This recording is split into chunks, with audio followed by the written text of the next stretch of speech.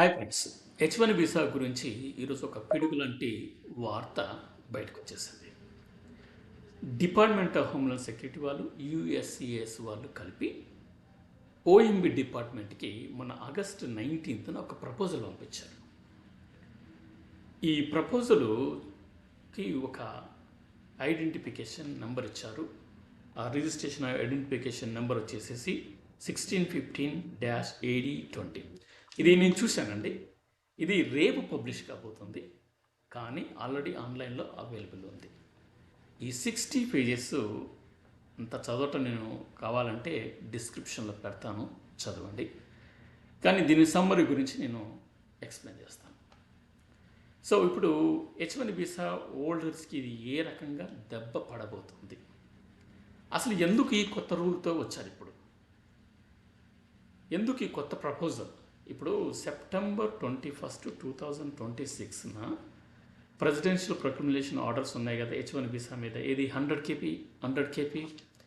ఈ 100 కేపీ అనేది ఈ సెప్టెంబర్ 21, 2026న ఎక్స్పైర్ అయిపోతుంది. కాబట్టి మళ్ళీ వీళ్ళు కసరత్తు మొదలుపెట్టారు. సో ఇప్పుడు కొత్తగా తీసుకొచ్చినటువంటి కసరత్తు ఏంటంటే, ఇప్పటివరకు 100 కేపీ కలెక్ట్ చేశారు. ఇప్పుడు ఏం చేస్తున్నారు? 103K $265. అంటే ఇప్పుడు పెంచారు ఇంకా. మరి అసలు ఎందుకు పెంచారు? ఇప్పుడు మొన్నదాకా ఫెడరల్ కోర్సు దీని మీద రచ్చ చేసేసేసి ఫ్రీజ్ చేసి పడేశారు. సో ప్రస్తుతానికి ఆ ప్రొక్లమేషన్ ఆర్డర్స్ అనేటివి ఆగిపోయినాయి. మళ్ళీ ఇప్పుడు సెప్టెంబర్ 21 నుంచి కొత్తగా ఈ 103K ఎందుకు పెట్టాడు? ఎందుకు పెట్టాల్సిన అవసరం వచ్చేసింది? కోర్టు వీళ్ళకి దెబ్బ మీద దెబ్బ పడుతూనే ఉంది కదా, అయినా కూడా మళ్ళీ ఇప్పుడు కొత్త ఆర్డర్స్తో వస్తున్నారు వీళ్ళు. ఇది జస్ట్ ప్రపోజల్ మాత్రమే. ఈ ప్రపోజల్కి 30 days పీరియడ్ ఇచ్చారు. జనరల్గా ఫెడరల్ రిజిస్టర్లో ఎంట్రీ చేసుకున్నటువంటి వాటికి 60 days పీరియడ్ ఇస్తారు, ఇది కామెంటింగ్ పీరియడ్. కానీ దీనికి మాత్రం 30 days ఇచ్చారు. ఎందుకంటే ఇంకా 25 నుంచి 30 రోజుల్లో ఈ 100 కేపీ అనేది ఎక్స్పైర్ అయిపోతుంది. అందుకని దీనికి 30 days పీరియడ్ ఇచ్చారు. సో కాబట్టి కామెంట్స్ పెట్టే వాళ్ళందరూ కూడా ఆ సదర్ వెబ్సైట్కి వెళ్ళేసేసి పెట్టండి. అయితే ఈ 60 days ఈ 60 pages సమ్మరీ మొత్తం కూడా నేను డిస్క్రిప్షన్లో పెడతాను, ఎవరైనా కావాలంటే వెళ్ళి చదవండి. మరి ఎందుకు ఈ కొత్తగా, అంటే కోర్టు నుంచి ఎన్ని దెబ్బలు తగులుతున్నా సరే ఎందుకు కొత్తగా వస్తున్నారు ఈ ప్రపోజల్తో అంటే, ఈ ప్రపోజల్ వల్ల వీళ్ళు ఏం చెప్పాలనుకుంటున్నారంటే, అన్ని లీగల్ ఇమ్మిగ్రేషన్ సిస్టమ్స్కి, కొన్ని ఫెడరల్ ఏజెన్సీకి ఈ డబ్బు అనేది ఉపయోగపడుతుంది. ఇప్పుడు లీగల్కి సంబంధించేసేసి రకరకాలుగా కోర్టులు జరుగుతూ ఉన్నాయి కదా గొడవలు. వాళ్ళు ఇప్పుడు ఐస్ వాళ్ళు కూడా కొంత డబ్బు అనేది కట్టేస్తున్నారు. కొంతమంది ఎవరినైతే ఇల్లీగల్గా అంటే అక్రమంగా అరెస్ట్ చేస్తారో వాళ్ళు కోర్టులో కేసు వేయటము, గవర్నమెంట్ నుంచి వాళ్ళకి మిలియన్స్ కొద్దీ పే చేయటం. మరి ఇవంతా ఎక్కడి నుంచి తీసుకురావాలి? గవర్నమెంట్ నుంచే కదా. సో అందువలన ఏం చేశారంటే దీన్ని పెంచారు, 103K పెంచేశారు. ఇప్పుడు దీంట్లో డిపార్ట్మెంట్ లేబర్ వాళ్ళు, డిపార్ట్మెంట్ ఆఫ్ స్టేట్ వాళ్ళు, డిపార్ట్మెంట్ ఆఫ్ జస్టిస్ వాళ్ళు అండ్ సిబిపి వాళ్ళు, సో ఈ డిపార్ట్మెంట్ లేబర్ వీళ్ళందరికీ కూడా ఈ డబ్బులు ఇస్తారు అన్నట్టు. అంటే ఏమైనా లీగల్గా ఫైట్ చేయవలసి వస్తే డబ్బులు కావాలి కాబట్టి ఇది పెంచారనేసి వీళ్ళు చెప్తున్నారు. ఓకే ఫ్రెండ్స్, మరి ఇది ఎవరికి ఎఫెక్ట్? ఏ H1 వీసా వాళ్ళకు ఎఫెక్ట్? మామూలుగా మనకు H1 వీసా క్యాప్ అనేది ఎంత? 85K. అందులో 65K ఫ్రమ్ కొత్తగా H1 వీసా ఇచ్చే వాళ్ళకి, 20,000 from international students who are studying in USA, right? So ఇప్పుడు ఇందులో కొత్తగా వచ్చే H1 వీసా హోల్డర్స్ ఉంటారు. మళ్ళీ అమెరికాలో ఉన్నటువంటి H1 వీసా వాళ్ళు ఎవరైతే ఎంప్లాయర్ చేంజ్ అవుతారో వాళ్ళకి కూడా ఈ కొత్త ఫీ, ఇది 103K ఫీ వర్తిస్తుంది. మళ్ళీ స్టూడెంట్స్ కూడా ఇదే వర్తిస్తుంది. మరి ఇదంతా కంపెనీలు కట్టుకుంటారా అనేది ఒక పెద్ద ప్రశ్న. 103K అంటే టఫ్ కదండి. కాబట్టి కంపెనీల నుంచి కూడా ఒత్తిడి అనేది వీళ్ళ మీద పెరగచ్చు, గవర్నమెంట్ పైన. వాళ్ళు కోర్టుకు వెళ్ళచ్చు. H1 వీసా హోల్డర్స్ కావచ్చు, స్టూడెంట్స్ కావచ్చు, కోర్టుకి వెళ్ళి మళ్ళీ దీని మీద పెద్ద యుద్ధమే జరగవచ్చు. మొన్నటిదాకా ఫెడరల్ కోర్ట్స్ ఈ H1 వీసాను సంబంధించిన 100 KPను ఆపేసాయి.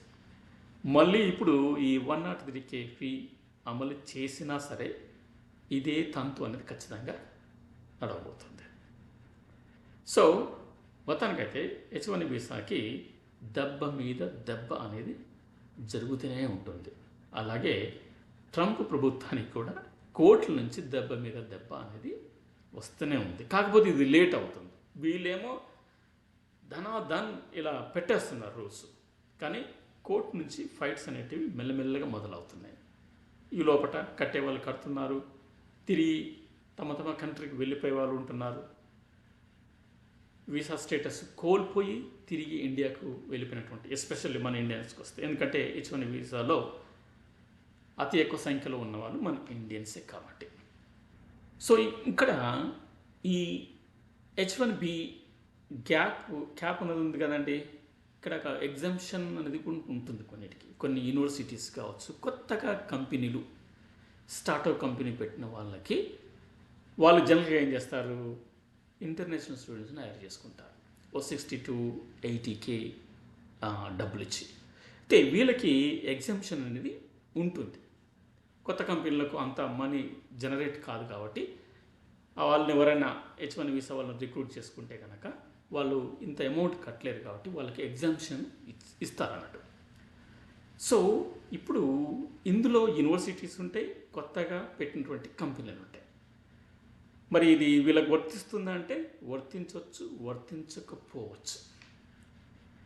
అయితే కొన్ని వెబ్సైట్లలో వర్తించవచ్చు అనేసి అంటున్నారు. కొన్ని వెబ్సైట్లో దీన్ని వర్తించకపోవచ్చు. ఎవరికి? యూనివర్సిటీస్ వాళ్ళకి, కొత్తగా కంపెనీలు పెట్టుకునే వాళ్ళకి. కానీ ఇప్పుడు టెక్సాస్లో చూడండి, టెక్సాస్ గవర్నర్ అబాట్ రీసెంట్గా ఆయన ఒక ప్రపోజల్ పెట్టాడు. టెక్సాస్ స్కూల్ సిస్టంలో H1 వీసా వాళ్ళను రిక్రూట్ చేసుకోవద్దు, టీచర్స్ మన వాళ్ళే ఉండాలి, అమెరికన్స్. దాని గురించి పెద్దగా మాట్లాడారు. దాని గురించి పెద్దగా నేను ఒక వీడియో చేద్దాం చూశాను, కానీ అంత పెద్ద విషయం కాదు, అది చిన్న విషయమే. సో అంటే ఇది అంటే యూనివర్సిటీస్ స్కూల్ సిస్టమ్ కదా అవి. సో వీళ్ళకి ఎగ్జామ్షన్ ఉంటుంది, కానీ ఇప్పుడు వాళ్ళకు కూడా ఇచ్చేటట్టు కనిపించట్లేదు. ఆల్రెడీ టెక్సాస్ గవర్నర్ రకంగా అనౌన్స్ చేశాడు. ఇప్పుడు కొత్తగా పెట్టే కంపెనీ వాళ్ళు మాత్రం అన్ని డబ్బులు అయితే కట్టుకోలేదు. సో మరి ఈ క్యాప్ H1 వీసా క్యాప్ అనేది అయిపోయిన తర్వాత కూడా యూనివర్సిటీస్ కానీ కొత్త కంపెనీల వాళ్ళకి మళ్ళీ కొంతమందిని రిక్రూట్ చేసుకునే అవకాశం అనేది ఇస్తుంది గవర్నమెంట్ వాళ్ళకి. కానీ వాళ్ళకి ఫీజు అనేది ఉండొచ్చు, ఉండకపోవచ్చు. సో ఫ్రెండ్స్ చెప్పండి, ఇప్పుడు 100 KP నుంచి 103K పెట్టేశారు. ఇప్పుడు దీని వలన కంపెనీలు కట్టడానికి సిద్ధమవుతాయా లేదా? ఇప్పటికే ఉద్యోగాలు ఎవరైనా H1 వీసా ఒక ఎంప్లాయర్ నుంచి ఇంకో ఎంప్లాయర్కి మారుతున్నారంటే నీ వీసా స్టేటస్ అడుగుతున్నారు. నేను H1 వీసా కావాలి అంటే వాళ్ళు సింపుల్గా వద్దు, మేము హైర్ చేసుకోవట్లేదు అనేసి కొంతమంది ఆ విధంగా చెప్పటము. చాలామంది ఈ మధ్యలో ఇండియాకు తిరిగి వెళ్ళిపోయిన వాళ్ళు ఉన్నారు. అక్కడ చాలా గడ్డు పరిస్థితి వస్తుంది H1 వీసాకి. ఎన్నో నేను నా వీడియోలో కూడా నేను చెప్పాను. హౌస్ కీపింగ్గా పనిచేసిన వాళ్ళు ఉన్నారు, కన్సల్టెన్సీ మోసం చేసి H1 వీసా వాళ్ళు డబ్బులు లేకుండా చంటి పిల్లలతో ఇండియాకి వెళ్ళిన వాళ్ళు ఉన్నారు. సో ఇక్కడ కంపెనీలు ఇప్పుడు కొత్తగా H1 వీసాలను రిక్రూట్ చేసుకోవాలంటే భయపడుతున్నారు, అంత డబ్బులు కట్టలేదు. అందుకని వీళ్ళు ఏం చేస్తున్నారంటే ఇక్కడ లోకల్ వాళ్ళను రిక్రూట్ చేసుకుంటున్నారు. మరి కొత్తగా పెట్టే కంపెనీలు అయితే ఎక్కువగా ఇంటర్నేషనల్ స్టూడెంట్స్ రిక్రూట్ చేసుకుంటారు. మరి వీళ్ళకి కొత్తగా పెట్టే కంపెనీ అంటే వాళ్ళ దగ్గర మనీ అంత ఉండదు కాబట్టి వీళ్ళకి 103K కడతారా? కష్టం. సో కాబట్టి కంపెనీలు, ఆర్గనైజేషన్స్ ఇవన్నీ కూడా మళ్ళీ కోర్టులో కేసు వేసేసి ఈ 103Kను కూడా తీసేయచ్చు. ఇప్పుడు ట్రంప్ పెట్టుకుంటూ వస్తున్నాడు, ప్రెసిడెన్షియల్ ప్రొక్లమేషన్ ఆర్డర్స్ తీసుకుంటూ వచ్చాడు. దానికి బలైపోయిన వాళ్ళు ఎంతోమంది ఉన్నారు, ఎంతోమంది తమ తమ కంట్రీస్కి వెళ్ళిన వాళ్ళు ఉన్నారు. కానీ ఫెడరల్ కోర్టు నుంచి కొన్ని స్టేట్లలో దీనికి వ్యతిరేకత పెరగటము, చివరికి ఫెడరల్ కోర్ట్స్ దీన్ని ఫ్రీజ్ చేయడం జరిగింది. సమయం అనేది చాలా పట్టింది. కానీ ఈ లోపల జరగవలసిన నష్టం, అమెరికన్ డ్రీమ్ను కోల్పోయిన వాళ్ళు ఎంతోమంది ఉన్నారు. మన దేశానికి తిరిగి వచ్చిన వాళ్ళు అసలు ఎంతోమంది ఉన్నారంటే వాళ్ళ స్టోరీస్ వింటూ ఉంటే చాలా బాధాకరంగా అనిపిస్తుంది. సో మళ్ళీ ఇప్పుడు ఈయన ఇది పెట్టడము, ఇప్పుడు ఒకవేళ ఈ 30 days కామెంటింగ్ పీరియడ్ అయిపోయిన తర్వాత ఇది అమల్లోకి వచ్చిందనుకో, అప్పుడు మళ్ళీ ప్రాబ్లం. 1 or 3 కలెక్ట్ చేస్తుంటారు ఆర్డర్స్ కాబట్టి. మళ్ళీ కోర్టులన్నీ దీనికి ఇది కంపెనీ వాళ్ళు కావచ్చు, లేదంటే H1 వీసా హోల్డర్స్ వీళ్ళని కోర్టులో కేసు వేయటము, దాన్ని మళ్ళీ వాదించటము, అది ఎంత సమయం పడుతుందో తెలియదు.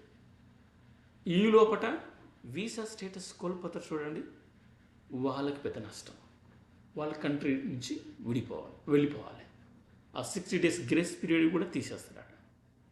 సో మొత్తానికైతే H1 వీసాకి కంటి మీద నిద్రలేక వచ్చేస్తున్నారండి. అండ్ విద్యను మాస్టర్స్ కానీ PhD కానీ అయిపోయేటటువంటి విద్యార్థులకు కూడా ఇదే పరిస్థితి, ఉండాలన్నా వద్దా అనేసి. సో ఏదేమైనప్పుడు కూడా ఈ ప్రొక్లమేషన్, ఈ కొత్తగా OMBకి వెళ్ళినటువంటిది అది అమలు కావాలా వద్దా, చాలామంది వద్దని కోరుకుంటారు. ఎందుకంటే అమెరికా యొక్క ఎకానమీ కూడా బిలియన్స్ కొద్ది జనరేట్ అవుతుంది. ఇప్పుడు వద్దంటే మరి అమెరికా మరి ఎకనామికల్గా చాలా కోల్పోతుంది. సో ఫ్రెండ్స్, ఇది ఈరోజు పబ్లిష్ అయినటువంటి ఒక H1 వీసా అప్డేట్. ఇది 100K అనేది September 21, 2026 ఎక్స్పైర్ అవుతున్న సందర్భంగా కొత్తగా ఫెడరల్ రిజిస్టర్లకి రేపు ఎంటర్ కాబోతుంది. అది రేపు పబ్లిష్ కాబోతుంది. బట్ డిస్క్రిప్షన్లో పెడతాను, వెళ్ళి చదువుకోండి. Thank you.